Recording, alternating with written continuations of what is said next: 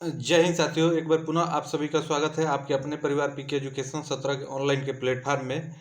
हमने जियोग्राफी की सीरीज चला रखी है। सुपर टेट की परीक्षा के लिए सिलेबस वाइज अकॉर्डिंग हमने आपको बताया हुआ है। तो इससे पहले वाली वीडियो में हमने हिमालय का वर्गीकरण आपको बताया हुआ है।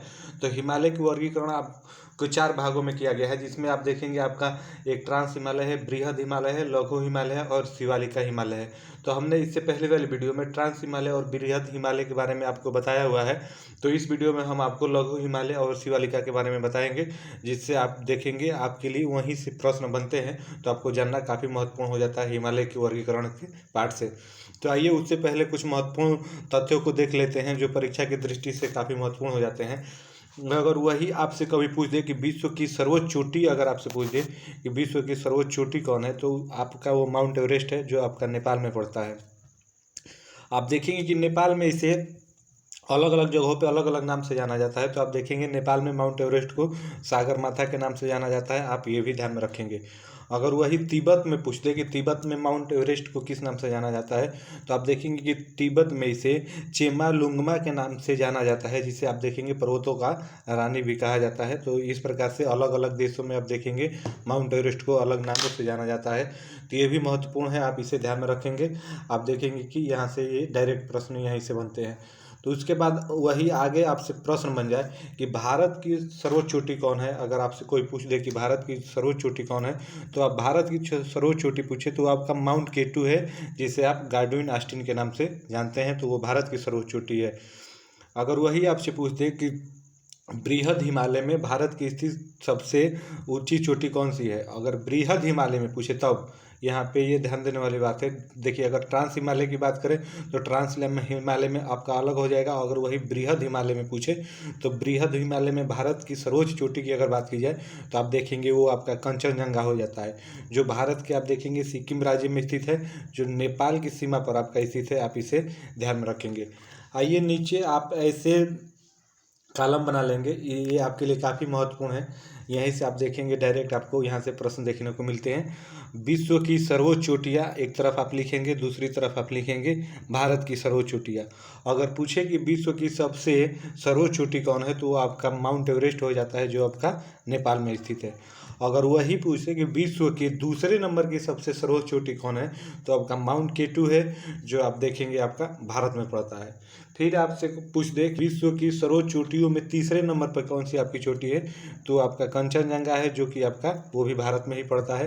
तो इस प्रकार से है ये विश्व की सर्वोच्च चोटियाँ का 1 2 3 पे क्रम है, आप इसे ध्यान में रखेंगे। वहीं दूसरी बार अगर आपसे भारत की सर्वोच्च चोटियों की बात की जाए, तो आप देखेंगे भारत की सर्वोच्च चोटी पहले पूछे तो माउंट केटू यानी गार्डविन ऑस्टिन, जो आपका ट्रांस हिमालय में है, आप यहाँ पे ध्यान में रखेंगे। आप जो देखेंगे विश्व की सर्वोच्च चोटियों में जो दूसरे नंबर पे है, आप देखेंगे अगर वही भारत की बात की जाए तो भारत की सर्वोच्च चोटियों में वो आपके पहले नंबर पर आ जाता है। वही दूसरे की बात करें कंचनजंगा, तो कंचनजंगा आप देखेंगे विश्व की सर्वोच्च चोटियों की बात की जाए तो तीसरे नंबर पे आता है, और भारत की सर्वोच्च चोटियों की बात की जाए तो वहाँ पे ये दूसरे नंबर पे आता है। और अगर पूछ दे कि ये किस हिमालय में स्थित है, तो ये आपका बृहद हिमालय में स्थित है, आप ये ध्यान में रखेंगे। वही माउंट केटू यानी गार्डविन ऑस्टिन वो आपका ट्रांस हिमालय में है, आप ये भी ध्यान में रखेंगे। वही अगर भारत की सर्वोच्च चोटियों में तीसरे नंबर पर पूछ दे कि भारत की सर्वोच्च चोटी के क्रम से सजाइए, तो तीसरे नंबर पर कौन सी आपकी चोटी आएगी, तो आपका नंगा पर्वत आएगा, जो आपका बृहद हिमालय का ही पार्ट है। तो आप ये भी ध्यान में रखेंगे। आपके इस प्रकार से आप देखेंगे यहाँ से आपके प्रश्न देखने को मिलते हैं। आइए आगे देख लेते हैं अब लघु हिमालय को। आप देखेंगे कि लघु हिमालय को अलग अलग राज्यों में अलग अलग नामों से जाना जाता है, तो इसलिए ये आपके लिए काफ़ी महत्वपूर्ण हो जाता है। तो सबसे पहले आप देखेंगे लघु हिमालय को ही निम्न हिमालय के नाम से भी जाना जाता है। तो आप इन दोनों में कन्फ्यूजन नहीं होंगे, आप दोनों को अच्छे से देख लेंगे, समझ लेंगे। जहाँ पे भी निम्न हिमालय लिख के आ जाए तो आप समझ जाएंगे कि लघु हिमालय की बात कर रहा है, और लघु हिमालय लिखा है तो निम्न हिमालय, यानी दोनों एक ही बात है, आप इसे ध्यान में रखेंगे। और यहाँ पे राज्यवार जान लेते हैं किस राज्य में किस नाम से जाना जाता है। तो आप देखेंगे कि आपके जम्मू कश्मीर इसे पीर पंजाल पर्वत के नाम से जाना जाता है। जी हाँ, ये आपके लिए काफ़ी महत्वपूर्ण है, आप इसे ध्यान में रखेंगे, क्योंकि अलग अलग राज्यों में इसे अलग अलग नामों से जाना जाता है। लघु हिमालय को आप देखेंगे जम्मू कश्मीर में पीर पंजाल पर्वत के नाम से जाना जाता है। वही अगर आपकी हिमाचल प्रदेश की बात की जाए तो हिमाचल प्रदेश में आप देखेंगे धौलाधर पर्वत के नाम से जाना जाता है। ये आपके लिए महत्वपूर्ण है, ये भी आप इसे ध्यान में रखेंगे। वही अगर उत्तराखंड में बात की जाए लघु हिमालय की, तो आप देखेंगे कि उत्तराखंड में इसे मसूरी पर्वत के नाम से जाना जाता है और नेपाल में इसे महाभारत पर्वत के नाम से जाना जाता है। तो ये भी महत्वपूर्ण है। आप देखेंगे कि पीर पंजाल पर्वत जो आपकी पर्वत है, इसके घास के मैदान यहाँ पे जो यानी जम्मू कश्मीर के अंदर जो आपका पीर पंजाल पर्वत है, उसके घास के मैदान को आप देखेंगे कि मर्म यानी मर्ग घास का मैदान कहा जाता है। ये भी काफ़ी महत्वपूर्ण है। अगर आपसे पूछ दे कि पीर पंजाल से श्रृंखला के अंतर्गत जो घास के मैदान है उसे किस नाम से जाना जाता है, तो या तो मर्म लिख के आए तब भी सही है, और उसका मर्ग घास मैदान ये लिख के आए तो ये भी सही है। आप इसे ऐसे रिलेट करके ध्यान में रखेंगे। अगर वही धौलाधर पर्वत जो आपका देखेंगे हिमाचल प्रदेश में है, अगर उसमें पूछे कि धौलाधर पर्वत में घास के मैदान को क्या कहा जाता है, तो वहाँ पे देखेंगे इसे बुग्याल या प्यार घास का मैदान कहा जाता है। तो ये भी आप इसे ध्यान में रखेंगे, आपके लिए ये भी महत्वपूर्ण है। वही अगर मसूरी पर्वत जो आपके उत्तराखंड में है, अगर उसमें पूछ दे कि घास के मैदान को क्या कहा जाता है, तो आप देखेंगे कि इसे द्वार घास का मैदान कहा जाता है। तो ये भी महत्वपूर्ण है, आप इसे रिलेट करके इसे ध्यान में रखेंगे। तो इस प्रकार से है। वही आइए शिवालिका के बारे में कुछ पॉइंटों को जान लेते हैं। शिवालिका के बारे में 2 ही पॉइंट आपके लिए काफ़ी महत्वपूर्ण है, यहीं से आपके प्रश्न देखने को मिलेंगे अगर बनेंगे भी। तो शिवालिका के बारे में बस आप इतना जान लीजिए कि शिवालिका जो है सबसे आपका नवीन हिमालय है।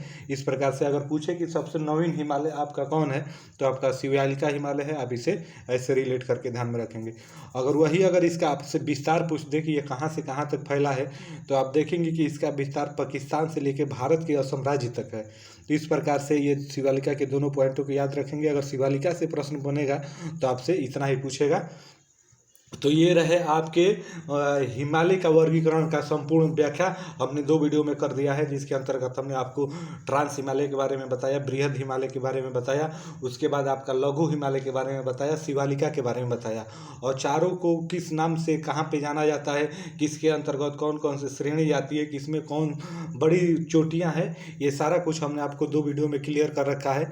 तो अभी तक आपने इससे पहले वाली वीडियो नहीं देखा है, इससे पहले हमने सीक्वेंस में भूगोल का वीडियो चला रखा है सुपर टेट परीक्षा के लिए, तो आपने वहाँ पर देखा नहीं है तो जाके देख लीजिए।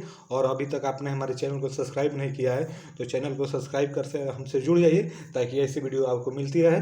तो फिर मिलते हैं आपसे नेक्स्ट वीडियो में, तब तक के लिए आप सभी को जय हिंद, धन्यवाद।